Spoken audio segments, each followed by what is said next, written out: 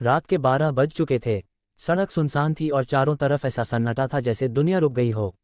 राहुल अपनी बाइक रोककर चारों ओर देखने लगा। उसे समझ नहीं आ रहा था कि जीपीएस अचानक क्यों बंद हो गया। सामने एक पुरानी सी सड़क थी जिसके दोनों तरफ टूटे हुए खंभे खड़े थे। हवा भी अजीब सी लग रही थी, जैसे ठंडी नहीं बल्कि मरी हुई हो। राहुल ने बाइक आगे बढ़ाई। कुछ ही दूरी पर एक कस्बा दिखाई दिया। पीली स्ट्रीट लाइटें जल रही थीं, लेकिन कहीं कोई इंसान नहीं दिख रहा था। दुकानों के शटर खुले थे, फिर भी अंदर अंधेरा था, जैसे किसी ने सब कुछ छोड़कर एक साथ भागने का फैसला किया हो। वह बाइक से उतरा और पैदल चलने लगा। उसके कदमों की आवाज़ उसे खुद ही डराने लगी। तभी उसे लगा जैसे कोई उसके पीछे चल रहा है। उसने मुड़कर देखा, लेकिन वहां कोई नहीं था। दिल की धड़कन तेज हो गई। कस्बे के बीचों बीच एक पुराना सा बोर्ड लगा था। उस पर कस्बे का नाम लिखा था, लेकिन अक्षर घिस चुके थे। राहुल पढ़ नहीं पाया। तभी अचानक किसी ने पीछे से कहा कि यहाँ नए लोग कम आते हैं। राहुल घबरा कर मुड़ा। एक बूढ़ा आदमी खड़ा था। उसकी आंखें खुली थीं, लेकिन उनमें कोई चमक नहीं थी। ऐसा लग रहा था जैसे वह राहुल को नहीं, उसके पीछे खड़े किसी और को देख रहा हो। राहुल ने पूछा कि यहाँ रुकने की कोई जगह मिलेगी क्या। बूढ़े ने बिना पलक झपकाए कहा कि मिलेगा, लेकिन रात लंबी है। उसकी आवाज़ में कोई भावना नहीं थी। ऐसा लग रहा था जैसे वह चेतावनी दे रहा हो। राहुल ने बात को हल्के में लिया और आगे बढ़ गया। कुछ ही कदम पर उसे एक पुरानी इमारत दिखी। वही इकलौता होटल लग रहा था। अंदर घुसते ही घंटी की आवाज़ गूंजी, लेकिन कोई जवाब नहीं आया। थोड़ी देर बाद एक लड़की सामने आई। उसका चेहरा पीला था और आंखों के नीचे काले घेरे थे। उसने बिना मुस्कुराए पूछा कि क्या चाहिए।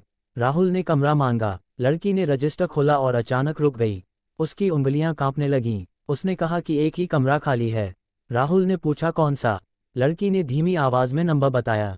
वह नंबर सुनते ही राहुल के दिमाग में अजीब सी ठंडक दौड़ गई, लेकिन उसने थकान के कारण हामी भर दी। कमरे में पहुंचते ही उसे अजीब सी गंध महसूस हुई, जैसे बंद कमरे में पुरानी नमी और कुछ सड़ा हुआ हो। कमरे की दीवारों पर दरारें थीं और छत से पंखा लटक रहा था, लेकिन घूम नहीं रहा था। राहुल ने बैग रखा और बिस्तर पर बैठ गया। तभी उसे लगा जैसे कमरे की हवा भारी हो रही है। अचानक दरवाज़ा अपने आप बंद हो गया। उसने उठकर खोला, लेकिन बाहर वही खाली गलियारा था। रात के 1 बजे अचानक उसे किसी के चलने की आवाज़ सुनाई दी, जैसे कोई कमरे के बाहर धीरे धीरे चल रहा हो। उसने दरवाजे के नीचे झांका, लेकिन वहां कोई पैर नहीं दिखा। फिर भी आवाज़ रुक नहीं रही थी। उसने खुद को समझाया कि यह सब दिमाग का वहम है, लेकिन तभी कमरे की लाइट अपने आप बंद हो गई। अंधेरे में उसकी सांसें तेज हो गईं। उसने मोबाइल निकाला, लेकिन उसमें भी नेटवर्क नहीं था। अचानक उसे कमरे के कोने से किसी के रोने की आवाज़ आई, बहुत धीमी लेकिन दर्द से भरी। राहुल की रीढ़ में सिहरन दौड़ गई। उसने आवाज़ की तरफ देखा। अंधेरे में कुछ हिलता हुआ सा दिखा। धीरे धीरे एक परछाई बाहर आई। वह इंसान जैसी थी, लेकिन उसका चेहरा साफ नहीं था। उसकी आंखें काली थीं, बिल्कुल खाली। वह राहुल की तरफ बढ़ने लगी। राहुल पीछे हटने लगा। उसका शरीर सुन्न हो चुका था। परछाई ने बोलना शुरू किया। उसकी आवाज़ ऐसी थी जैसे कई लोग एक साथ बोल रहे हों।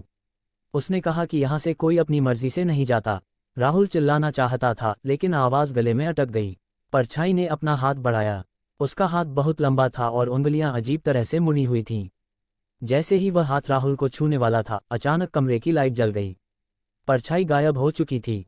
राहुल हाँफते हुए फर्श पर बैठ गया। उसे लगा कि शायद ये सपना था, लेकिन तभी उसने देखा कि दीवार पर खून से लिखा हुआ कुछ उभर रहा है। अक्षर अपने आप बन रहे थे। उसमें लिखा था कि जो इस कमरे में सोता है वो सुबह नहीं देखता। राहुल दौड़कर दरवाज़ा खोलने गया, लेकिन दरवाज़ा हिला तक नहीं। खिड़की भी बंद थी। बाहर से किसी के हंसने की आवाज़ आ रही थी, वही बूढ़े आदमी की हंसी। धीरे धीरे कमरे की दीवारें पास आने लगीं। छत नीचे सरकने लगी। राहुल चीखता रहा, मदद मांगता रहा, लेकिन उसकी आवाज़ बाहर नहीं जा रही थी। सुबह जब सूरज निकला, होटल के रिसेप्शन पर वही लड़की बैठी थी। रजिस्टर में एक नया नाम अपने आप जुड़ चुका था, राहुल का नाम। उसके सामने लिखा था कि चेकआउट नहीं किया गया, और कस्बा फिर से खामोश हो गया।